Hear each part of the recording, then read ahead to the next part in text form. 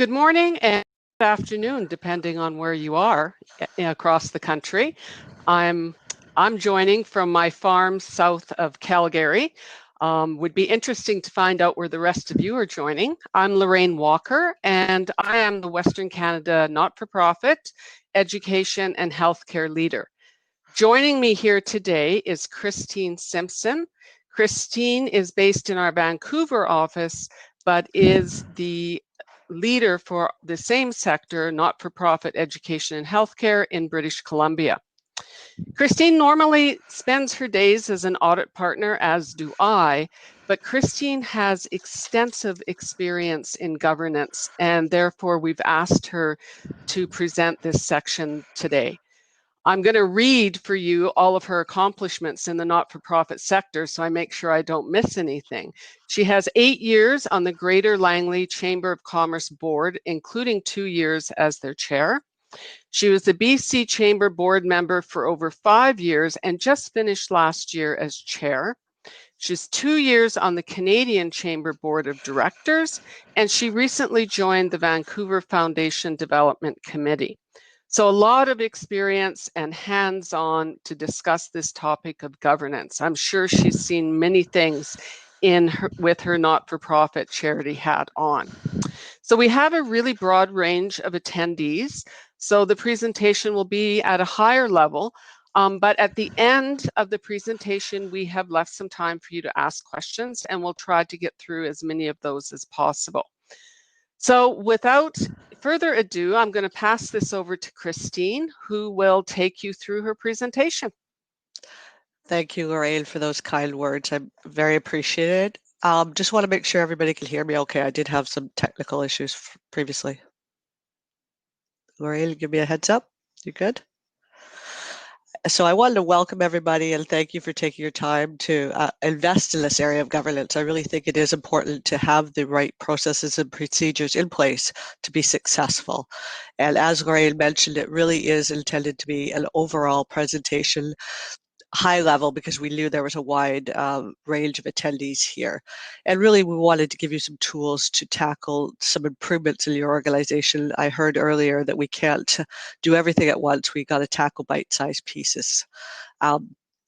As Lorraine mentioned, I have a lot of personal experience sitting on boards. That doesn't make me the guru in itself, but it does give me a wide range of experience. And I personally have enjoyed being able to give back to my community and grow as an individual. But it also helps me relate to my clients. These are executive directors and CEOs and other board members who are facing the same challenges. So it helps for me to talk to my clients and understand the challenges they're having on a day-to-day basis. So I just wanted to remind you about that before we move forward. So first off, in terms of governance, I really want to highlight that it's a wide-ranging topic. And all of these components listed here really can contribute to the success of your organization, but also any gaps in these areas can create potential for pitfalls and such as fraud, conflict of interest, regulatory non-compliancy, privacy breaches. Bruce McDonald this morning stole my story. Really, the We Charity matter may not seem like it's relevant to you. It's way bigger than you, but it really is an example where something may have been a really great idea. People got excited, moved forward quickly on something, and there was probably a lack, a lack of controls or a gap in controls, and people didn't stop and take the time to make sure that they ticked all the boxes and ensured their policies and procedures were being followed. So even the smallest charity can have similar issues as the We Charity matter incurred. So I really encourage you to look at your governance structure, the size and complexity of your organization, the stability of your operations. Things could, in some organizations, be very similar year over year. In other organizations, you really have to adapt and change rapidly. What is the size and depth of your staff resources, if any? So really that will impact how the size and structure of your governance model that needs to support that staff. Is your board composed of enough people with the right skills to help management? In which way? And do they have the stability? So you may have great people on your board, but if they don't stick around for a long enough time, it's hard to leverage those skills. And unfortunately, we do have turnover on boards. It is a reality of life, and we have to manage accordingly. And I do want to emphasize the CEO or executive director skills. We often have people that come up through the operations who have great operational skills, but have just not had the depth of experience to manage staff and drive the strategy of the organization. So you have to be there to support your CEO as they grow into that role and build their skill set there. So I think one of the first steps here is really understanding your organization, because one size does not fit all in terms of governance. So you need to adapt your model to match your organization.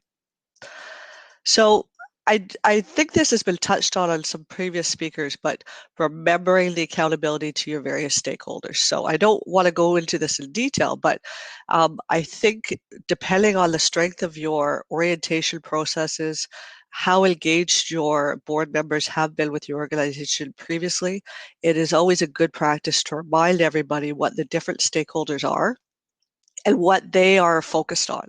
What is important to them? Your sponsors want you to ensure that they are getting the best bang for their buck in terms of promotion within the community. Maybe they want to connect to a new initiative, so it's really advertising. Your donors want to make sure you're spending appropriately within the promises you made them. Your members may have different interests. Particularly for me in the chamber network, I've seen that we have various members with various interests. So understanding those different interests is really important. Often with government, you're trying to fulfill contractual obligations. So there's a service component there, and you want to make sure you're fulfilling that. And that's usually part of your daily operations. But as a board member, you have to remember that meeting those daily obligations in those contracts is important. And you want to ensure that you're delivering to the clients in your community, particularly at a time like this with COVID, making sure that we are supporting those clients that we've supported in the past and will support in the future. And I did highlight public and peers here. Bruce mentioned this as well. Things like the We Charity scandal or other scandals we've seen across the country and across the world really have an impact on others. So I encourage everybody to focus on maintaining trust and confidence and creating policies and procedures with your organization, because a failure for one not-for-profit really has a negative impact on the whole industry in terms of that trust for donors and other stakeholders in supporting your organization and the sector as a whole. So in terms of governance structure, there often is a question around what is the right model. And I've done some research on this. I've had pressure on my boards to evolve the model and where we should go. On the far left, we'll see what we call a policy governance model, which really is around the board setting the strategy and the management executing to meet the end goals. So it really is, the board is not getting involved in the day-to-day, how do we get to those goals? They're only concerned about setting the strategy and maybe one-year plan and key performance indicators. But the CEO or executive director has the full power to execute to try to drive to those results. On the far right, we'll see an operational board. In many cases, you will have limited staff or no staff, and the board really has to get involved in execution. And it often is through committees and task forces to execute the day-to-day operations, fundraising. Maybe you have a new IT strategy, and you have some board members with experience who are really helping, getting their hands dirty in executing on that, on implementing a new IT structure or investment. But often what I find is you're somewhere in the middle, which is the hybrid. There may be areas where the board is getting involved in the management, but it will be different depending on the organization.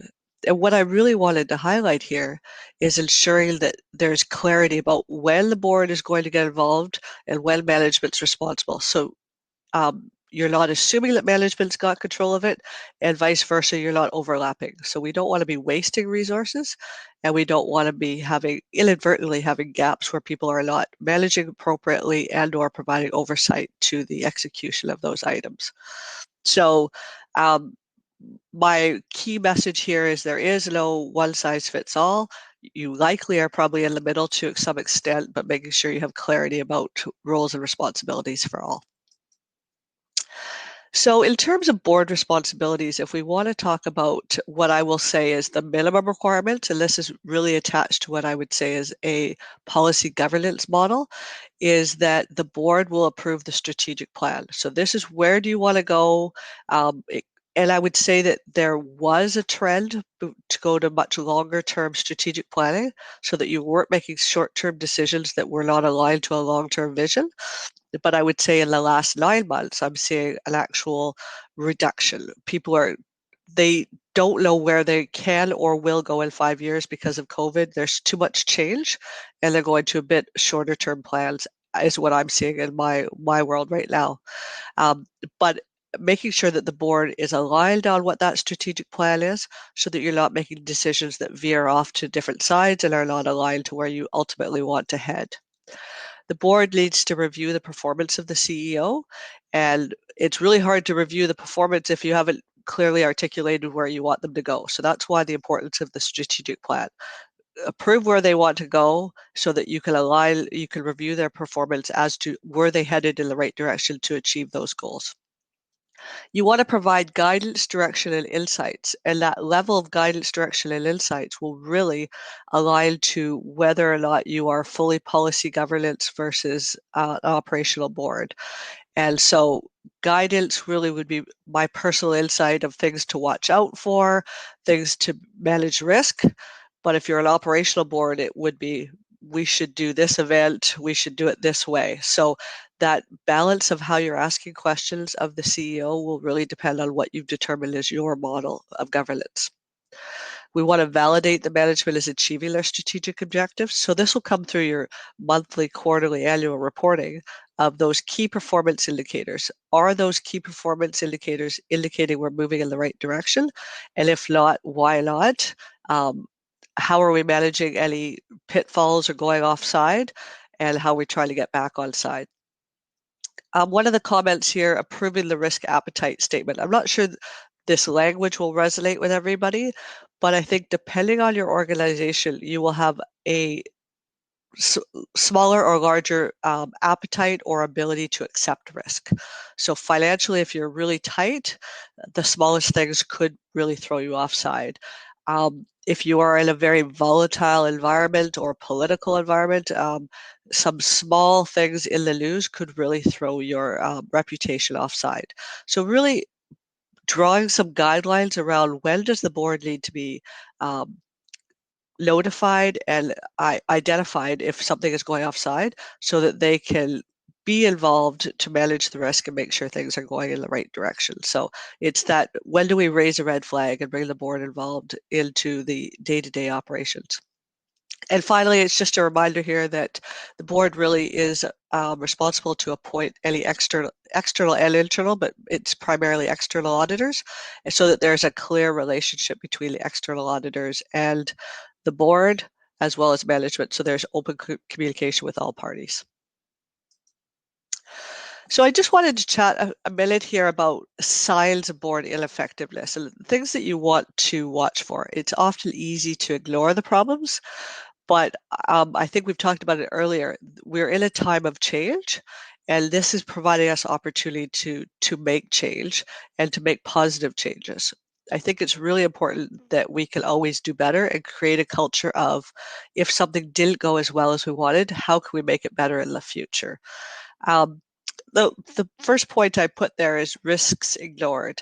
I often see proposals or pitches or board motions on the table where it's all the positive. Here's all the reasons we should do something. When I really, as a good board member, you want to make sure you're managing risks. So just because there are risks doesn't mean you shouldn't enter into something, but it's good to understand those risks so that to know that they're being managed so that we don't have to be too worried about where we're going. So important to understand the risks so that we know that they're being managed. You may have a disengaged board, which really you'll see people are not showing up, they haven't read their package, they're not asking good questions, they're not participating at all in the meetings. Do you have a non-strategic focus? Is there diving into the operations when your CEO is really supposed to be in charge of those operations? Lack of policies and procedures. Really what I would say here is when you go to move forward on a decision, and if the discussion goes into how do we execute that? Who should do that? What is our normal process for doing that? If you're asking those kind of questions, it means you don't have a clear roadmap of how to get there. And so if you are in that situation or are going through that, I encourage you then to draft the roadmap for the next person that has to deal with this. So if you didn't have the policies or procedures, it's a good opportunity to draft those for the future people. Weak CEO oversight. So is the CEO reporting and are we actually reviewing that information? I'm going to talk about ineffective reporting in another slide, so I'll skip over that. And Kelly Campbell previously talked about the importance of having a strategic plan so that we know where we're headed, and wrong board size or fit. So making sure that when you're trying to get a quorum, do you have enough people? Do you have too many people that nobody can participate? And maybe you should restructure into different committees and task force. Maybe people want to be involved, but in a different way. So there's always opportunities to restructure. So I noted here, how do we go from good to great? You want to do everything to create an amazing, inspiring experience for your volunteers, and you won't regret it. So I want to remind everybody, your volunteers are putting in volunteer time. And I would say I love doing my volunteer work, but I always want to make sure it's good use of my time and I'm being efficient and effective and I'm driving results. So I think this is our opportunity to say, how can we do better so that I don't know if you heard Jean's presentation. I don't always want to be the treasurer. I'm an accountant in my day job, so it's fun to get involved in other things and add value in different areas. So let's get things running well so we can be more value added and broader focused in what we're doing. So I really encourage you to take the approach of how do we do better in every discussion you're having. Create a process of value for money because you've got lots of good people at the table. It may be a bit of a silly quote, but if we give a man a fish and you feed him for the day, but if you teach a man to fish, you can feed him for a lifetime. So if we create the processes and policies and procedures so people are effective, we will be more effective in the future and you'll be setting a legacy for a lifetime. So that will be my pitch for creating policies, procedures, and roadmaps. And I often hear from executive directors or CEOs that creating these documents seems onerous, burdensome, big brother, you're stopping my creativity, but I think they will pay back in the long run. So I do want to highlight one example here. If we just consider one board report, if that board report is comprehensive and well written, you will spend minimal time on documenting board minutes there will be the documentation will be there and you will only be minuting the decision that was reached. You will provide your board members with comprehensive information so you will have answered a lot of their questions before they're even asked. You won't walk away where you have board members with different interpretations. So I appreciate that I absorb information written way better than verbally. So you want everybody at the table to have the same interpretation, and some of them will pick up on more of the verbal, some will pick up more on the written, but they've got that written documentation to go back if there's any clarity. You will have articulated the next steps. You will have articulated the goals and the key performance indicators that you will be focusing towards. And if you get a positive decision from your board to move forward, you will have that information well documented to go out and use towards pitching to stakeholders or partners as you want to move forward. So you've done the legwork up front and it will really help you to be more successful going forward. So a few more practical tactics to moving the dial. And I really I'm happy about some of the comments earlier around we can't do it all. We have limited resources in the not-for-profit sector. You're always being asked to do more. So we really want to focus on tackling a few things. And I think as you get some wins, you'll get more momentum to make more changes. People will be on board for change. So I would encourage you to have a periodic review process around, is your board being effective? It doesn't have to be fancy. It can be very simple around what's working, what's not working. I would say even in my board, we took the approach of each meeting, a quick survey after the meeting about what did you like, what did you not like, so that we created a culture of continually trying to improve. It is important, either through your orientation or somewhere along the line, of making sure that your board members all understand your bylaws, so that you stay within your mandate of what you're allowed to do, but also as legislation changes and bylaw, Societies Act, et cetera, change, you have an opportunity to review those bylaws and address any barriers that you have. We've already talked a lot about having a good strategic plan, but you also then want to make sure that if you've changed your strategic plan, that you've changed your operational plan, you've changed your reporting, that you've clearly articulated KPIs, and they're all aligned to that strategic plan. I will highlight the importance of having an enterprise risk assessment. This does not have to be fancy, does not have to be super formal, but I would encourage everybody to ensure that you're not doing it in silos, that you have all of the key members of your management, senior management team and or board together, so that you clearly prioritize those risks. It's very easy for you to have each silo thinking that their risk is most important. So a best practice is to assess all the risks, assess the likelihood, and assess the impact to determine how you prioritize and how you manage the risks associated to an acceptable level. I have to encourage that we will never get to zero risk, but we have to do the best we can in the environment we have. Jean talked about financial management. I will just re-emphasize, as an executive director, it's really hard to be thinking strategic, moving forward on the organization if you're focused on getting collections of revenue, trying to pay vendors, trying to pay your payroll. So investment in good financial management processes so that the ED can do their job will pay back, I think, multiple times. And finally, I already mentioned this, but I will re-emphasize that even if you don't have policies and procedures, building them as you go is better than having nothing. So I encourage you to continue to develop those policies and procedures. So I'll just try in closing say success doesn't come and find you, you have to go get it. So I appreciate we are all strapped for resources, strapped for time, but I have to encourage you to take those steps to make investments. It's not wasted time, it's an investment for your organization. And we're all here trying to go in the right future path. And I think we really do have an opportunity for change here and changing culture and doing things new and better, not the way we have done in the past. But I do also want to encourage you, I think what we've seen personally here today, going to a more virtual environment, I know it's challenging. We all want to see each other face to face, but we've also seen that we can access resources across the country digitally and better. So I just wanted to make sure that Kelly Campbell is the head of our head partner for strategy and operations for our not-for-profit practice, and Joe Filippelli is the senior manager. So although they may not sit in your region, we have access to resources across the country that we can use. So I wanted to put their contact information here too. So I think we're going to go back to Lorraine now and see if we do some questions. Thanks for that, Christine. It's obvious that your vast experience sitting on boards and chairing boards from this presentation, and thank you for the practical tips. I just want to say one thing, that good governance is really the keeper of your reputation.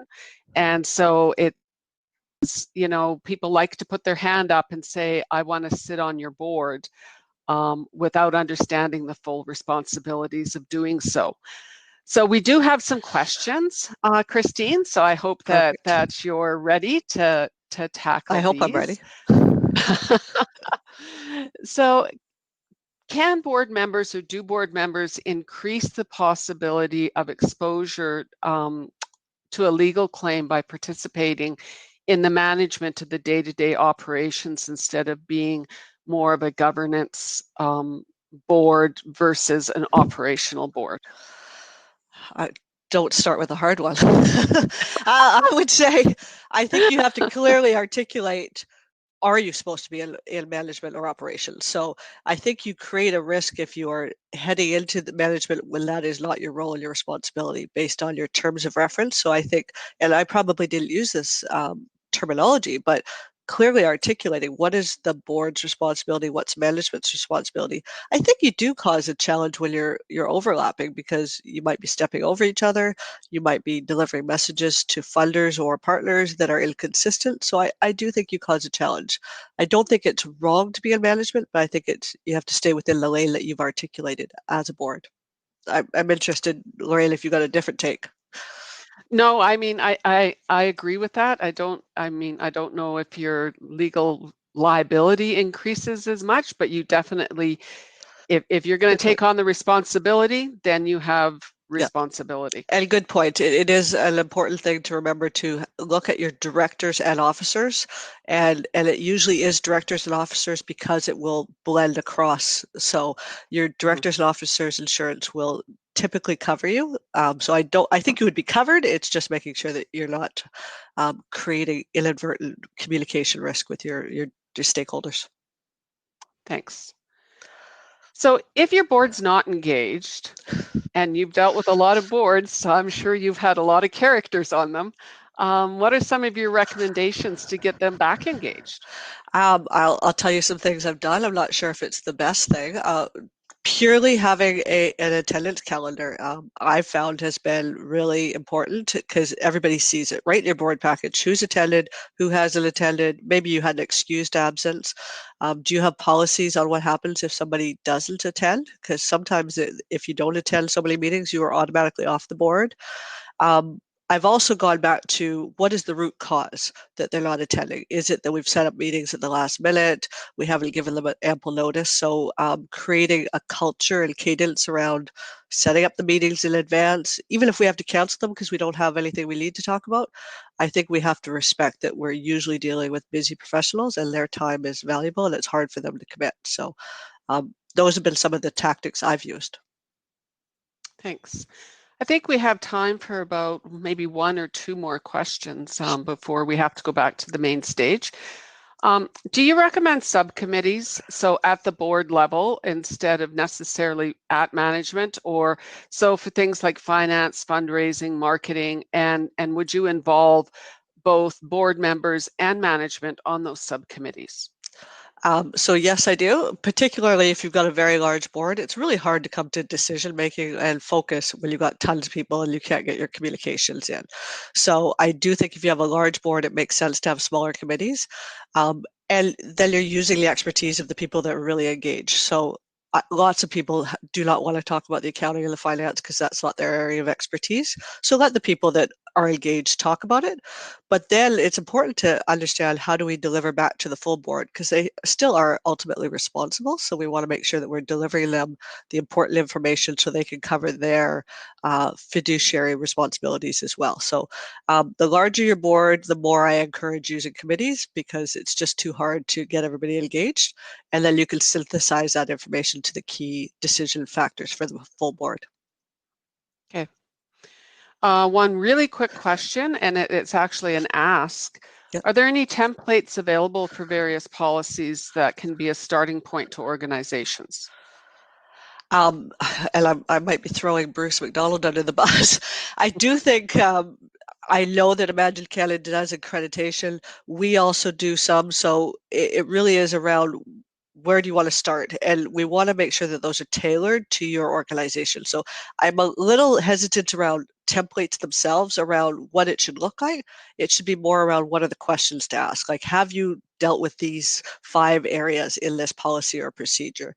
And your auditor could be a huge resource here, because they know your organization and they can highlight the areas that you should focus on, because we don't want to make it too big for a small organization, and we don't want to not make it big enough for a larger organization. So I'm a little cautious, just given you want to tailor it to the right size. Thanks. So I think we've only got about 30 seconds before everyone has to be back on the main stage. So I really want to thank Christine for sharing her experience with everybody. I want to thank all of you for coming. I want to thank Julie, who is in our back end, making sure that we actually showed up here and you guys were able to see us, because that wouldn't have happened if I was in charge of Me that. either. So we will see you all back on the main stage, and thanks so much for coming to this session. Thank you.